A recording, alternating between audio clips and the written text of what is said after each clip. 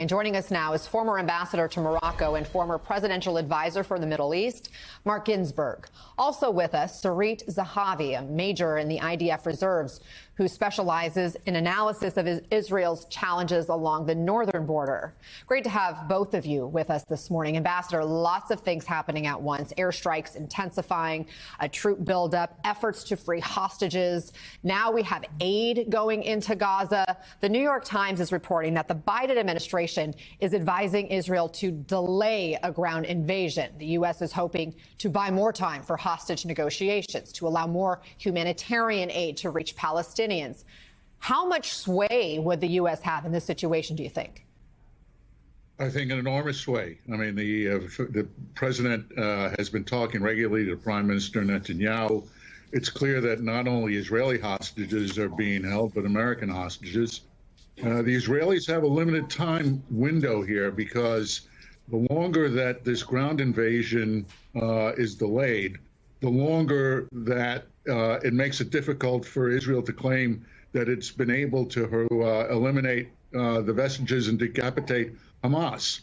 So the hostages are serving as a breathing space for Hamas more than it is for Israel. And for Israel, domestically, the pressure is mounting to get this job done already.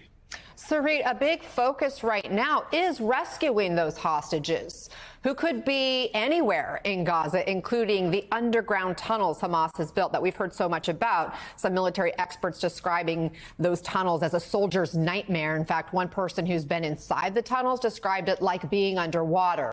We're told regular night vision goggles don't work. Communication is highly limited. Soldiers have to bring their own oxygen supplies, respirators, and chemical protective masks. These tunnels, Sarit, sound incredibly complex. They could have booby traps. How is Israel preparing to deal with this? Israel has been preparing to deal with it for many years because we have known the infrastructure of tunnels and using underground warfare for many, many years, also from Lebanon. And the IDF is fully prepared for these scenarios. We're not surprised for everything you just said. I'm just surprised for defining Hamas releasing 2 hostages out of 222 as olive branch. I cannot accept defining anything Hamas is doing as an olive branch after 1,400 Israelis were massacred brutally. As we mentioned, you are an expert on the challenges facing Israel's northern border, and we've also seen an uptick in violence in that region with the IDF forces exchanging fire with Hezbollah, which has been firing rockets from Lebanon. Israel, we know, has evacuated over 100,000 of its citizens near the borders of Gaza and Lebanon. So how real is this threat, Sarit, that this becomes a multi-front war? I'm talking to you 12 kilometers from the Israeli-Lebanese border. I live in this area.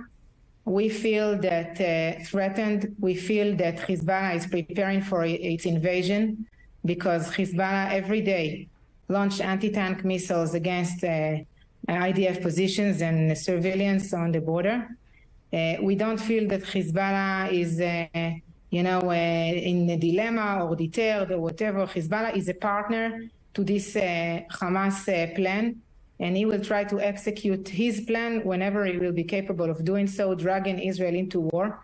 This is what he had done in the past year. I saw Hezbollah every day on the border in the past year, building military position in opposed to United Nations Security Council resolutions.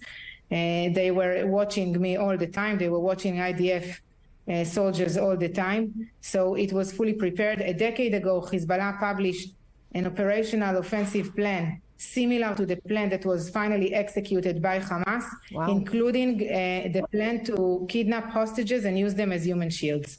It's the same plan. That's really terrifying to think about. Ambassador, we know the U.S. is stepping up its presence in the region, concerned about a wider conflict. I can't help but wonder if Hezbollah is simply waiting for the IDF forces to go into Gaza to then strike in its own way. What do you think? I think that's a very well thought out proposition by you. The fact is that the majority of Israeli forces are down south. I know that border area extraordinarily well because my family helped found one of those kibbutzim in the North Mizgavam. But Hezbollah takes its orders from Iran. If Iran is prepared to throw Hezbollah in the bottle, one thing that Hezbollah and Iran have to take into account is 2 carrier task force groups off the coast of the Mediterranean from the United States. The United States is not going to let Israel be attacked without a U.S. response. I'm quite confident in that. And more importantly, it's very important that we understand it's not just from Lebanon that this Hezbollah attack could occur. It also could be occurring from Syria. And that raises a whole other host of questions, because while Hezbollah doesn't have a major presence in Syria, it does have a significant presence, and there are Russian forces in Syria. So the United States and Israel may find itself almost checkmated in attacking Syria because of Russian forces there. Wow, all things to watch in the hours and days ahead. Ambassador Mark Ginsburg and Sarit Zahavi, thank you both very much for offering your expertise and insights.